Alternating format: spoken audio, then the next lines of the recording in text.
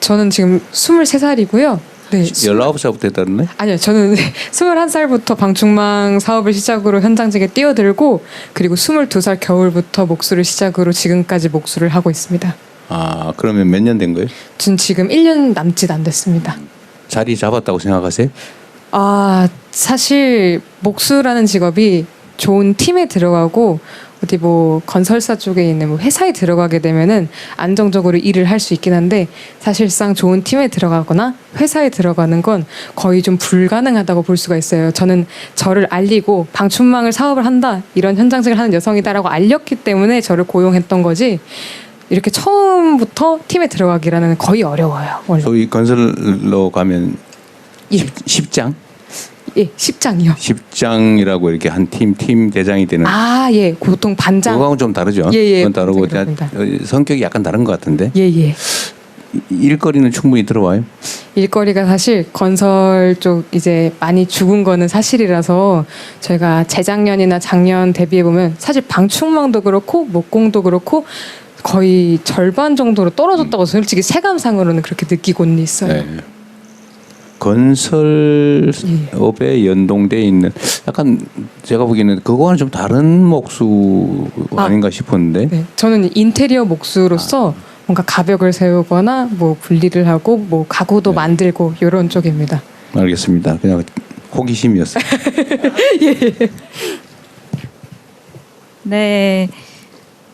지금 한 2분 정도 남았는데요. 한 분 정도만 질문이 아니고 일자리 관련된 방향을 주실 분, 짧게 한 분 정도 1분 드리겠습니다. 잠시만요. 저기 중간에 여성분. 네, 중간에 정장 입은 여성분. 네. 감사합니다. 약간 청년들이 원하는 일자리가 되게 다양할 수 있을 것 같아서 그걸 보태려고 마이크를 잡았습니다. 저는 아까 말씀해 주셨던 안정적인 직장인 초등교사를 그만두고 기후 일자리를 찾아 떠난 조혜원입니다. 이제 기후 문제에 전념하게 된 건 사실 기후 위기가 미래 세대의 부를 구조적으로 결정하기 때문인데요. 최근에 기상청, 한국은행은 1.5도를 지키지 못했을 때 장기적으로 GDP가 20% 정도 감소한다고 발표한 바 있습니다. 저는 이 기후 위기를 기회로 바꿔주셨으면 하는데요. 제 질문은 그리고 제안은 정부 차원의 친환경 그리고 재생에너지 시장 확대와 일자리 확대 방안을 어떻게 할 수 있을지에 대한 것입니다. 청년 미래 세대가 가장 걱정하는 문제 중에 하나가 기후위기인데요. WHO에서 공식 인정한 바와 같이 기후 우울, 불안, 나아가 탄소 배출을 걱정하면서 아이를 낳지 않겠다고 결심하는 친구들도 있습니다. 한편 석탄화력발전소에 입사를 했다가 탄소 다배출 기업에서 일하는 것에 대한 죄책감으로 이직을 고려하는 청년 친구들도 다수 존재합니다. 지금 청년들은 단순한 직업으로서의 일이 아니라 성취감을 느낄 수 있는 일자리를 원합니다. 전 세계적으로 에너지, 배터리 시장은 가장 큰 성장 동력으로 평가되는데요. 안타깝게도 하나큐셀 같은 태양광 기업이 국내에 철수하고 있고 풍력을 하는 기업도 얼마 없습니다. 전기차, 배터리마저도 국내 투자보다는 미국 공장 건설에 열을 올리고 있는데요. 제가 생각해본 바로는 정부가 강력한 탄소 감축 목표를 설정하면 기업들이 기후 투자를 활성화하고 그에 따라 탄소 가격도 올라갈 수 있다고 생각합니다. 이에 따른 정부 투자가 수반된다면 기후 일자리도 많이 생길 것 같습니다. 이런 내용들을 정책 제안에 조금 넣어들고 싶고요. 또 야외 노동자들 친구들도 많은데 이제 폭염 이런 것들로 배달 노동자, 야외 플랫폼 노동자들이 또 되게 위험을 이제 감수를 하고 어려운 또 노동 환경에 노출되기도 하는데요. 저는 그래서 기후 일자리를 마련해 주십사 그런 것들이 청년들이 원한다라고 말씀드리고 싶습니다. 감사합니다. 플랫폼 노동자의 수가 점점 늘어나고 있는데 관련된 안전 장치는 지금 많이 보장이 되어 있지 않는 것 같아요. 이 부분도 저희가 잘 담을 수 있도록, 그리고 주신 또 기후위기 재생에너지 관련된 일자리도 잘 전달해서 담을 수 있도록 노력하겠습니다. 네. 잠깐만 제가 하나 의견 삼아 질문을 한번 드려보고 싶네요. 지금 말씀하신 분의 말씀이 전적으로 맞습니다. 그러니까 우리가 재생에너지 사회로 대대적으로 신속하게 전환해 가야 하는데, 그리고 저는 거기에 우리의 정말로 엄청난 기회, 일자리를 포함해서 기회가 있다고 생각합니다. 근데 이제 우리가 이제 정부 내에서 대통령실 안에서도 이 논의를 하다 보면 이게 당장 사실은 변화를 하려면 고통이 따르잖아요. 특히 산업체제 전환은 많은 사람이 일자리를 잃음과 동시에 많은 사람이 새로운 일자리를 얻게 되는데 이제 잃는 사람의 고통이 너무 크죠.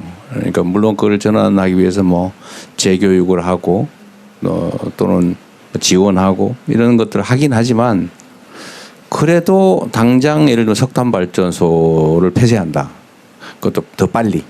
그럼 일자리를 잃겠죠. 지역 경제가 당장은 나빠지겠죠. 이게 이제 엄청난 정치적인 저항을 불러오죠. 결국 정치라고 하니까 무시할 수도 없는데 결국 이런 필요한 전환을 하기 위해서는 예를 들어 건강한 몸이 되기 위해서는 또는 살을 빼기 위해서는 좀 굶어야 되잖아, 그죠? 먹는 걸 줄이는 게 살 빼는 제일 첩경 아닌가요?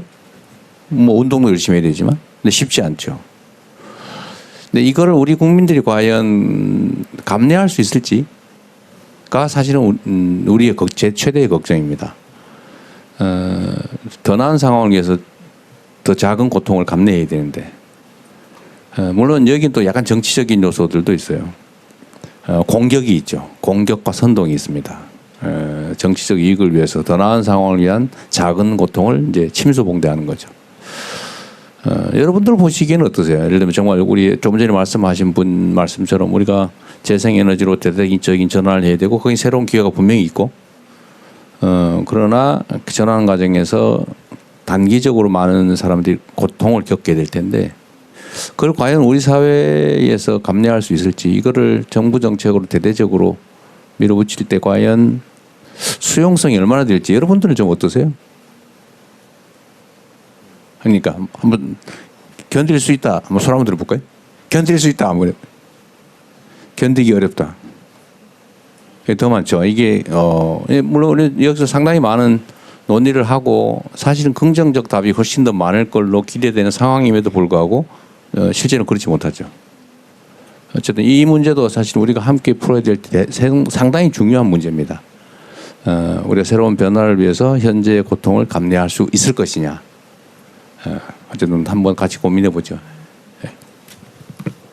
네, 관련해서는 더 많은 고민과 논의를 함께 해나갔으면 좋겠습니다. 저희 시간이